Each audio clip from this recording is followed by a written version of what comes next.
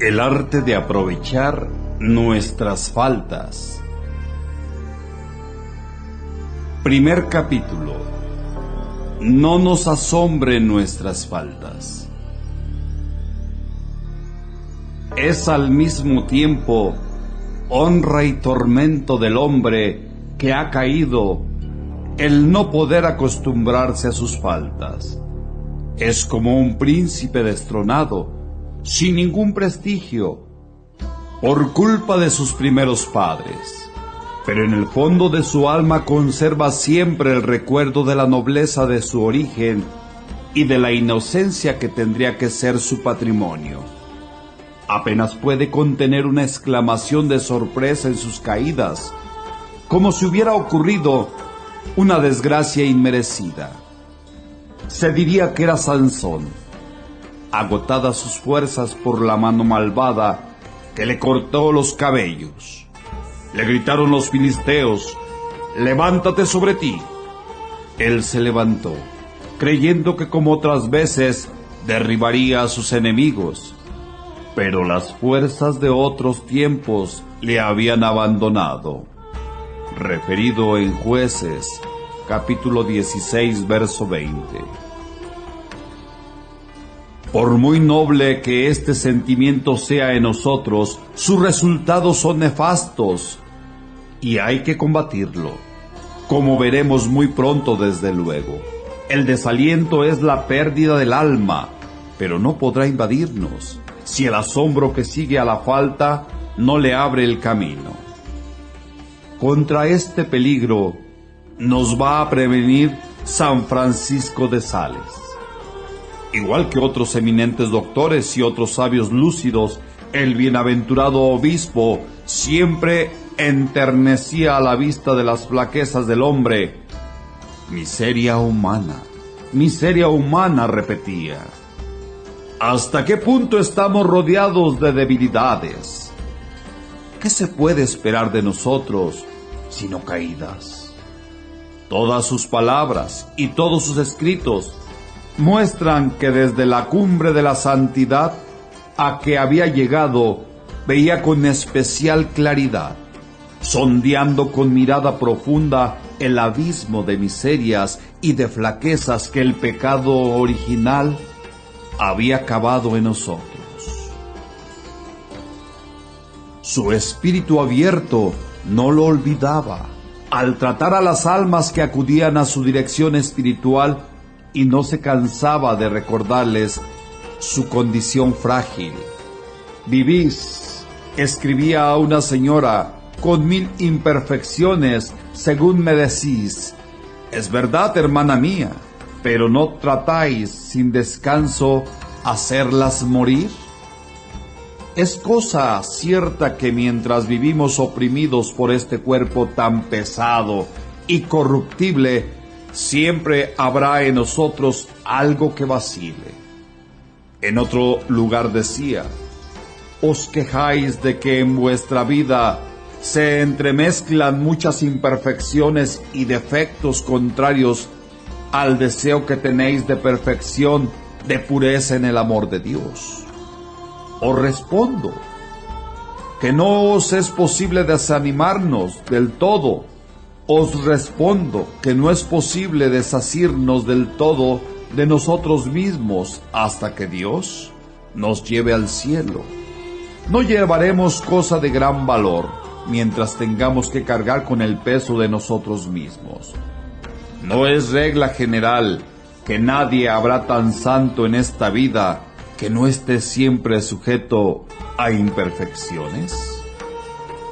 En efecto, la fe nos enseña que las malas inclinaciones permanecen en nosotros, por lo menos en germen, hasta la muerte, y nadie puede sin privilegio especial como el que la Iglesia reconoce en la Virgen María evitar todos los pecados veniales, al menos los no deliberados.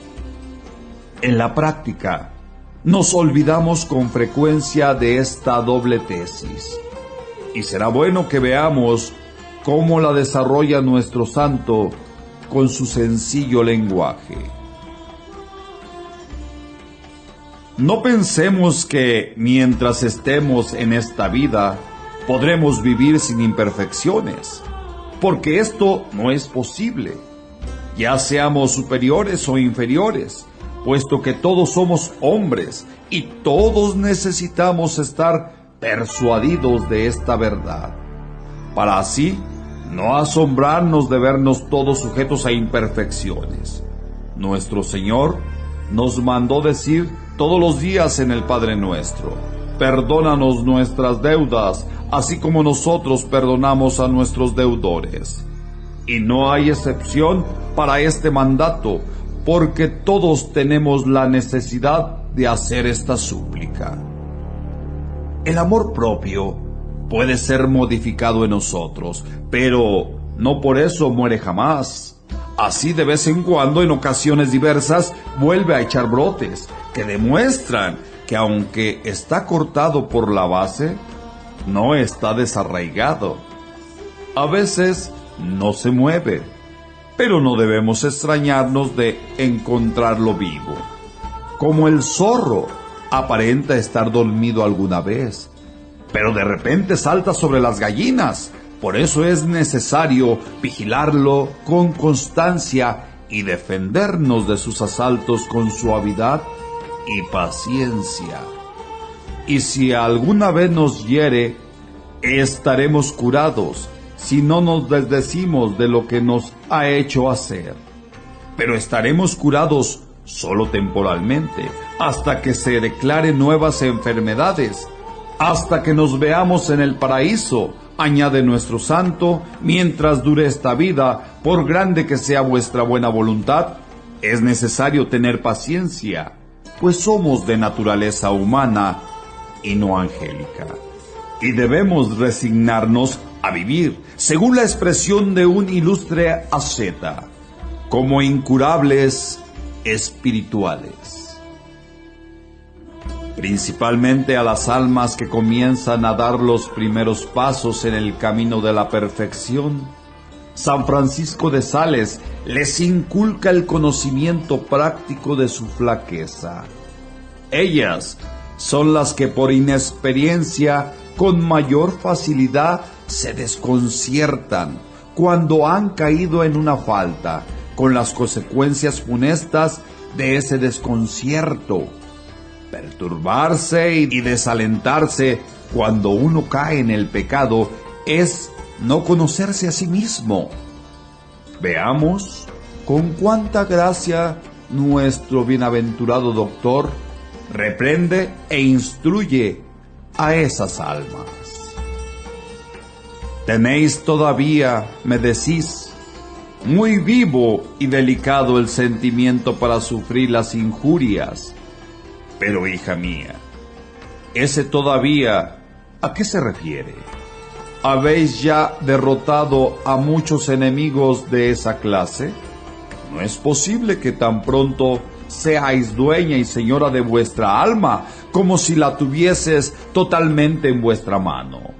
Contentaos con ir ganando, poco a poco, alguna pequeña ventaja sobre vuestro defecto dominante. Nuestra imperfección nos acompaña hasta el sepulcro. No podemos caminar sin tocar el suelo. Es preciso no caer y no enlodarse, pero tampoco hay que pensar en volar, porque somos polluelos y todavía no tenemos alas. Las flechas que vuelan a lo alto, Salmo 90, verso 6, son las esperanzas vanas y las presunciones que, al principio de su conversión, ciertas almas deseosas de la perfección tienen de llegar pronto a la santidad. Se figuran que van a llegar a ser muy pronto, nada menos que una Teresa de Jesús o Santa Catalina de Siena o de Génova. Esto está muy bien, desde luego, pero decidme, ¿cuánto tiempo pensáis emplear en llegar a ello? ¿3 meses? ¿Menos? Si es posible, hacéis bien en decir si es posible, porque de otro modo podrías equivocaros. San Pablo fue purificado en un instante, con purificación perfecta, como lo fueron también Santa Catalina de Génova, Santa Magdalena, Santa Pelagia y algunos otros santos. Pero esta clase de purificación es totalmente milagrosa y tan extraordinaria en el orden de la gracia, como la resurrección de los cuerpos lo es el orden de la naturaleza. Por lo tanto, no debemos pretenderla. La purificación y la curación ordinarias, tanto de las almas como de los cuerpos, se verifican poco a poco, progresivamente, pasando de un grado a otro, a fuerza de trabajo y de tiempo. Los ángeles de la escalera de Jacob tenían alas, pero no volaban, sino que subían y bajaban de escalón en escalón. El alma que sube desde el pecado a la devoción se puede comparar con el alba, que al levantarse no ahuyenta las tinieblas de repente, sino que las va disipando poco a poco. La curación que se hace lentamente, es la más segura, pues las enfermedades, tanto del alma como del cuerpo, vienen a caballo corriendo y se van a pie, y paso a paso. Hay pues que tener paciencia y no pretender desenterrar en un solo día tantos malos hábitos como hemos adquirido por el poco cuidado que tuvimos de nuestra salud espiritual. Y como conclusión, el buen santo no cesaba de decir: aunque por nuestra debilidad vislumbremos muchas caídas, no debemos turbarnos de ningún modo. A ningún alma, por muy adelantada que estuviese la perfección, concedía el derecho de asombrarse después de una caída. Incluso a sus fervorosas religiosas dirigía los siguientes avisos: tan gran maravilla es ver que tropezamos alguna vez. La fiesta de la purificación no tiene octava. Es necesario que tomemos dos resoluciones. Una, la de ver nacer las malas hierbas en nuestro jardín. Otra, armarse de valor para verlas arrancar y arrancarlas nosotros mismos, porque nuestro amor propio no morirá jamás mientras tengamos vida, y Él es la causa de tan inoportunos frutos. Vi las lágrimas de nuestra pobre hermana y pienso que todas nuestras niñerías no proceden más que de esa raíz, que olvidamos la máxima de los santos que nos advierten que todos los días debemos empezar el camino de nuestra perfección. Si pensamos en esto, no nos extrañaríamos de encontrar tanta miseria en nosotros. Me preguntáis, ¿en qué haréis para arraigar vuestro espíritu en Dios de tal manera que nada pueda desprenderlo ni retirarlo? Dos cosas son necesarias para esto: morir y salvarse.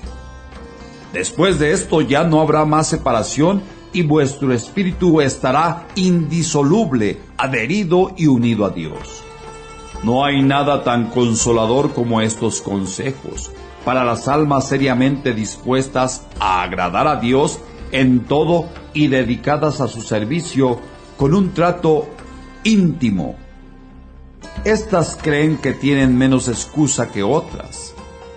Era en las infidelidades que se les escapan y parece que sus caídas deben extrañarles más. Pero no es esta la opinión de los maestros de la vida espiritual. De ordinario, dice el padre Gru, nuestras caídas provienen de la rapidez de la carrera y de que el ardor que nos impulsa no nos permite tomar ciertas precauciones. Las almas tímidas y cautelosas, que tratan de mirar siempre donde ponen el pie, que dan rodeos continuamente para evitar los malos pasos y tienen un temor exagerado de mancharse, no avanzan tan rápido como las otras. y la muerte la sorprende. Casi siempre, por lo regular, a la mitad del camino. Los más santos no son los que cometen menos faltas, sino los que tienen más valor, más generosidad, más amor, los que hacen más esfuerzo sobre sí mismos y no tienen miedo de tropezar, ni aun de caer y mancharse un poco con tal de avanzar. San Juan Crisóstomo dice lo mismo en otros términos. Cuando un soldado que está combatiendo recibe alguna herida o retrocede un poco, nadie es tan exigente o tan ignorante de las cosas de la guerra que piensen que eso es un crimen. Los únicos que no reciben heridas son los que no combaten. Quienes se lanzan con ardor contra el enemigo son los que reciben los golpes.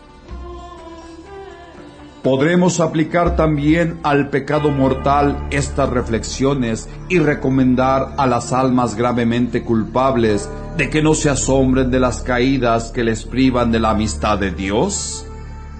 San Francisco de Sales se atreve a utilizar con ellas el mismo lenguaje que emplea con los corazones generosos a quienes se ha dirigido hasta aquí. Escuchemos. Querido Teótimo, los cielos se espantan, sus puertas se estremecen con horror y los ángeles de paz quedan pasmados ante la prodigiosa miseria del corazón humano, que desecha un bien tan amable por quedarse con cosas tan lamentables. Pero, ¿has visto alguna vez una pequeña maravilla que todos conocen, pero nadie se para a considerar? Cuando se horada un tonel bien lleno, no derramará su vino si no le entra aire por arriba. Esto no sucede con los que están algo vacíos, pues en cuanto se agujeran se derrama el vino. Eso es lo que pasa en nuestra vida mortal, que aunque nuestras almas abunden de amor celestial, nunca están llenas, que con la tentación no puedan salirse de ellas. Allá arriba en el cielo, cuando las suavidades de la hermosura de Dios ocupen todo nuestro entendimiento, cuando las delicias de su bondad harten toda nuestra voluntad, de manera que la plenitud de su amor nos llene todo, no habrá objeto que penetre en nuestro corazón capaz de sacar o hacer salir ni una sola gota de licor precioso del amor celestial. Y pensar que puede entrar aire por arriba, es decir, que se puede engañar o sorprender al entendimiento, no sea ya posible, porque estará fijo para siempre en la aprehensión de la verdad soberana.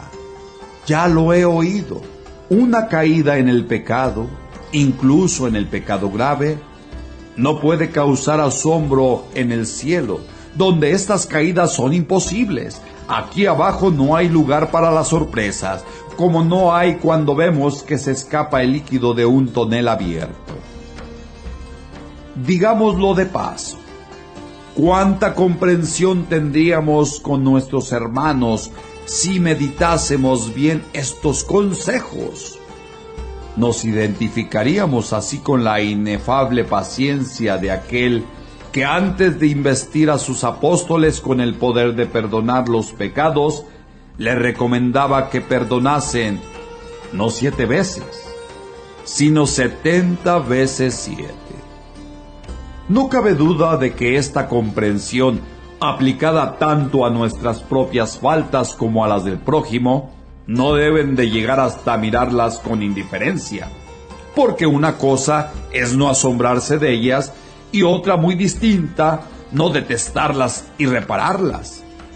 El labrador no se asombra de ver las malas hierbas que invaden su campo, pero no por eso deja de arrancarlas, después de haber dicho, sin ni siquiera de exceptuar los pecados mortales.